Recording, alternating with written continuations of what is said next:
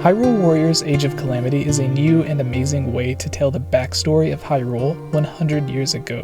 We have seen many things that have fueled interest, theories, and discussions for the game, but to really be a masterpiece and to stand on its own beside the original Breath of the Wild, Age of Calamity will need to go above and beyond. So here are the top 5 things Hyrule Warriors Age of Calamity needs, with some bonus. Past DLC, 10,000 years ago. Age of Calamity takes place 100 years before Breath of the Wild, when Calamity Ganon first returns, and shortly after the Divine Beasts are discovered. However, in Breath of the Wild, we are told the Divine Beasts were first created 10,000 years ago to defeat Ganon. The first Hyrule Warriors had several different links, characters, and timelines coming together, especially when its DLC was released. For Hyrule Warriors to introduce a brand new hero and Zelda, and show how the story of Breath of the Wild truly began, would be amazing.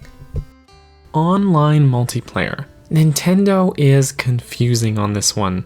See, the president of Nintendo made an announcement a while back stating they want to put a big focus on DLC and online multiplayer for their bigger titles.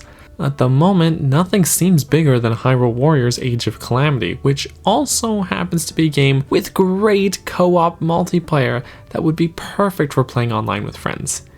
The odd thing here is that almost every other Dynasty Warriors game or crossover has online multiplayer, and even Aonuma himself has stated he wants to combine the Breath of the Wild engine with the online multiplayer of Triforce Heroes. So why exactly here, when the developers are already making their games multiplayer, the president of Nintendo says that he wants it, Aonuma, who is basically in charge of the Zelda franchise at this point, wants it, yet it isn't there. Why?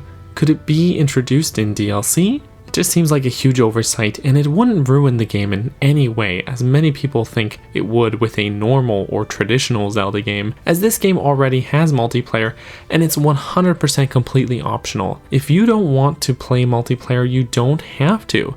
It takes nothing away from the main game, and would be a great, fun addition. Adding to the lore. We know Age of Calamity is adding new playable characters, answering past mysteries, giving us more first-time characters, but it's important that it brings new lore and mysteries to the series. Something to drive even more interest towards Breath of the Wild 2 and keep questions and discussions going after finishing the game. Link's family. In Breath of the Wild, we get hints of Link's family, but nothing major. In the Japanese version of creating a champion, called Masterworks, Nintendo released official concept art of Link's family, including his sister. As Age of Calamity takes place when these characters should still be alive, it would add so much to see Link's family for the first time. The closest we have gotten is a short story of his mom from Ocarina of Time, and his sister and grandmother from Wind Waker, but never really a full family. To explore this new family connection, his father, mother, sister, whoever else they add in, would add a lot for the series and give answers to many questions fans have, as well as possibly giving us an even deeper connection to Link and care about the character even more. New world exploration. In Hyrule Warriors, we will see the areas of Hyrule in their original form. Breath of the Wild has Lon Lon Ranch, Hyrule Castletown, and many other areas completely destroyed. Age of Calamity, we have already seen many of these areas in their full glory, but it seems we will also see them be destroyed. Despite this being the same Hyrule, it will be almost like exploring a brand new area with different people. We will be able to learn and explore much more about the world. To take it a step further, allow us to swim like the Zora, roll around Hyrule like we did in Termina using the Goron mask, and allowing us to explore the world the way different races would allow us. If I have to give a bonus, I would say give us dungeons of some kind. Hyrule Warriors, the original, wasn't allowed to have any. With Age of Calamity, they are working closer with Nintendo, and it's an actual canon game. Maybe don't give us 120 shrines, but give us something to explore and puzzles to solve. The 8th heroine. Breath of the Wild has dozens of mysteries that the game only mentioned or hinted at. I'm not complaining though. A great open-ended mystery can be the fuel of many discussions, theories, and more for years to come. Just look at Majora's Mask for an obvious example. The 8th heroine of the Gerudo is one of the biggest from Breath of the Wild. We know the 7 heroines are looked at as legendary heroes and highly respected. The 8th heroine, however, was removed from history, but she still has a few loyal Gerudo, though most Gerudo think of her as just a myth.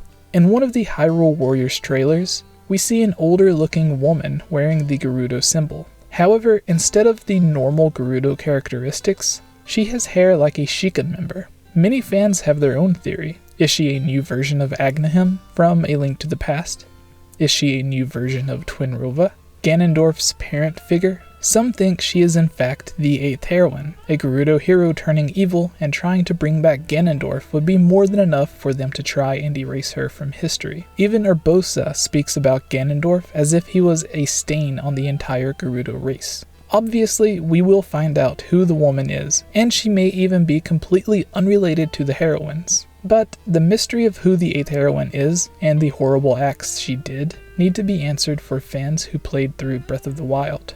That's it for now, but a lot of rumors, news, and details are slowly leaking out. So please, stay subscribed and notified, and join our Discord to make sure you stay up to date on all Zelda Breath of the Wild 2 news. And you can find our Zelda podcast, the 𝐈𝐧𝐬𝐭𝐭𝐞𝐫, here on YouTube and on iTunes, where we have had many guests who have worked on the Zelda series, and have shared a lot of amazing stories about voice acting, such as Patricia Somerset voice acting as Zelda, Mike Drucker on Zelda's writing or translation team, coming up with the jokes in the game, stories behind the names of characters that he created. Please subscribe and let us know your thoughts in the comments below. Thank you. If you are a fan of our Zelda videos like this, Zelda Theories, our Zelda podcast, the 𝐈𝐧𝐬𝐭𝐴𝐺 on iTunes, we would all really appreciate your support at patreon.com/GameOverJesse. That and buying our t-shirts will get you and your YouTube or Twitch a shout out every week on our 𝐈𝐧𝐬𝐭𝐴𝐺. And if you send in a photo of yourself in our Game Over Jesse or 𝐈𝐧𝐬𝐭𝐴𝐺 t-shirt, we can use it for promotion at the end of some of our videos.